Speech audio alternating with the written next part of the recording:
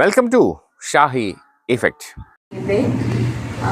വിയോഗം, അദ്ദേഹം നമ്മുടെ രാഷ്ട്രത്തിന് നൽകിയിട്ടുള്ള സംഭാവനകളെക്കുറിച്ച്, അദ്ദേഹത്തെക്കുറിച്ച് സ്മരിക്കുക എന്നുള്ള ലക്ഷ്യത്തോടു കൂടിയാണ് അദ്ദേഹത്തിൻ്റെ സ്മരണാർത്ഥം നമ്മൾ ഈ ചേർന്നിരിക്കുന്ന ഈ സായാഹ്നത്തിൽ അദ്ദേഹത്തോടൊപ്പം തന്നെ നേരത്തെ ചന്ദ്രശേഖരൻ സൂചിപ്പിച്ചതുപോലെ MT വാസുദേവൻ നായർ സാറ്, മലയാളത്തിൻ്റെ എക്കാലത്തെയും ഏറ്റവും വലിയ എഴുത്തുകാരൻ, കാലവും മഞ്ഞും നാലുകെട്ടും രണ്ടാമൂഴവും ഇരുട്ടിൻ്റെ ആത്മാവൊക്കെ നമുക്ക് നൽകിയിട്ടുള്ള ആ മഹാപ്രതിഭയുടെ വിയോഗത്തിൽ ഉള്ള നമ്മുടെ അനുശോചനം രേഖപ്പെടുത്തുക. ഒപ്പം മുൻ ബ്ലോക്ക് പ്രസിഡന്റ് ഗണേശപിള്ള ചേട്ടനെ സ്മരിക്കുക. അപ്പോൾ തന്നെ സൂചിപ്പിച്ചു, നമ്മുടെയൊക്കെ ഏറ്റവും പ്രിയങ്കരനായിരുന്ന കുട്ടിക്കൃഷ്ണൻ ചേട്ടൻ വിട്ടുപോയിട്ട് അധികകാലമായിട്ടില്ല, നാളെ ഒരു വർഷം തികയാണ്. അപ്പോൾ അദ്ദേഹത്തിൻ്റെ സ്മരണ എനിക്കും ഏറ്റവും പ്രിയങ്കരനായിട്ടുള്ള 2 വർഷം, എനിക്ക് ഏറ്റവും പ്രിയങ്കരനായിട്ടുള്ള ഒരു വ്യക്തിയായിരുന്നു കുട്ടിക്കൃഷ്ണൻ ചേട്ടൻ. എൻ്റെ രാഷ്ട്രീയ പ്രവർത്തനങ്ങളിൽ നിസ്സീമമായിട്ടുള്ള ഒരു പിന്തുണ, എല്ലാ തരത്തിലും പിന്തുണ തന്നിരുന്ന ഒരാളാണ്. പേഴ്സണലി എനിക്കും വളരെ വേദന ഉണ്ടാക്കിയ ഒരു വിയോഗമാണ്. അപ്പോൾ ഇത്രയും പേരെ സ്മരിക്കുക എന്നുള്ളതാണ്.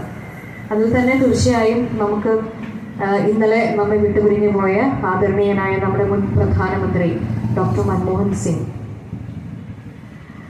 അദ്ദേഹം 1991 പറഞ്ഞ ഒരു അദ്ദേഹത്തിൻ്റെ വാക്കുകൾ കോട്ട് ചെയ്തുകൊണ്ട് ഞാൻ എൻ്റെ സംസാരം ആരംഭിക്കുകയാണ്. No power on earth can stop an idea whose time has come. ഈ ഭൂമിയിൽ ഒരു ശക്തിക്കും ഒരു ആശയത്തെ, അതിൻ്റെ സമയം എത്തിച്ചേർന്ന ഒരു ആശയത്തെ തടുക്കാനാവില്ല. I suggest to this August House that the emergence of India as a major economic power happens to be one such idea.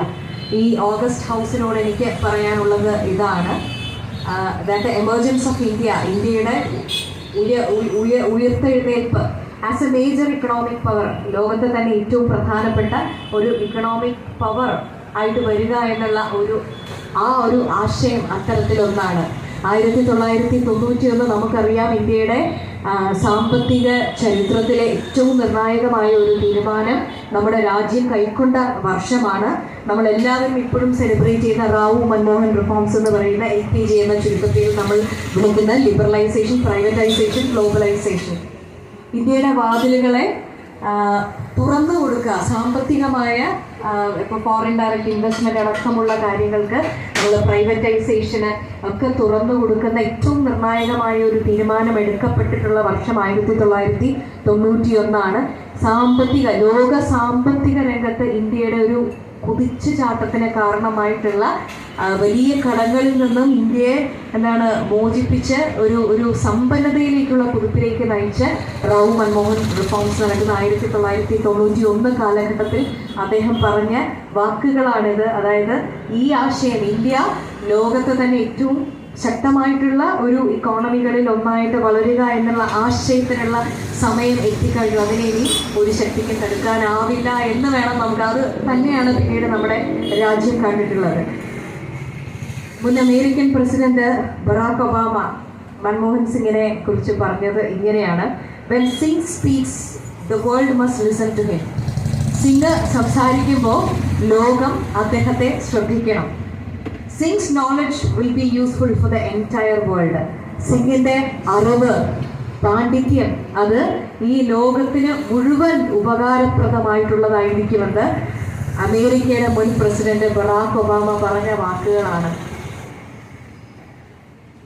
10 വർഷക്കാലം ഇന്ത്യയുടെ പ്രധാനമന്ത്രിയായി ഡോക്ടർ മൻമോഹൻ സിംഗ് ഇന്ത്യ ഭരിച്ചിരുന്ന കാലഘട്ടത്തിൽ അദ്ദേഹം ഇന്ത്യക്ക് നൽകിയിട്ടുള്ള സംഭാവനകൾ എന്തൊക്കെയാണ് എന്നുള്ളത് കഴിഞ്ഞ എത്രയോ നാൾ നമ്മൾ കോൺഗ്രസ്സുകാർ സ്ഥിരം പറയുന്നുണ്ട്, കഴിഞ്ഞ 10 വർഷവും നമ്മൾ പറയുന്നുണ്ട്.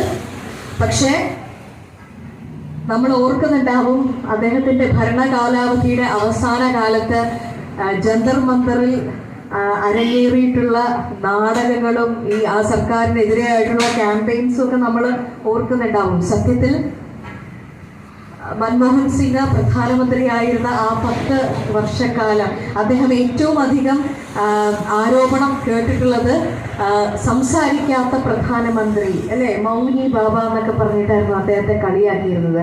സത്യത്തിൽ ഞാൻ പലപ്പോഴും ഇങ്ങനെ ആലോചിച്ചിട്ടുണ്ട്. നമ്മൾ ഒരു ചൊല്ല് പറയാറുണ്ട് അല്ലേ, ഒരുപാട് പാണ്ഡിത്യമുള്ള ആളുകൾ ഒരുപാട് കിരിങ്ങി നടക്കില്ല എന്ന് പറയും അല്ലേ. ആ മലയാള ഒരു പർട്ടിക്കുലർ എന്താണ് പഴഞ്ചൊല്ലുണ്ട്, ആർക്കെങ്കിലും ഓർമ്മയുണ്ടെങ്കിൽ ഒന്ന് പറഞ്ഞു തരാം. നിറകുടം തുളുമ്പില്ല. അതുപോലെ ഒരുപാട് ഇങ്ങനെ ബഹളം ഉണ്ടാക്കി നടക്കില്ല. അദ്ദേഹം വളരെ ചുരുങ്ങിയ വാക്കുകളെ സംസാരിക്കുകയുള്ളായിരുന്നു. അത് ഏറ്റവും വലിയ വിജ്ഞാനത്തിൻ്റെ, ഏറ്റവും നല്ല അനാലിസിസിൻ്റെ, മൗനമായിട്ട് വീക്ഷിക്കുക, വിലയിരുത്തുക, പഠിക്കുക, വേണ്ട കാര്യം. കൂടുതൽ വിശേഷങ്ങളുമായി വീണ്ടും കാണാം. അതുവരെ ഏവർക്കും നന്ദി, നമസ്കാരം.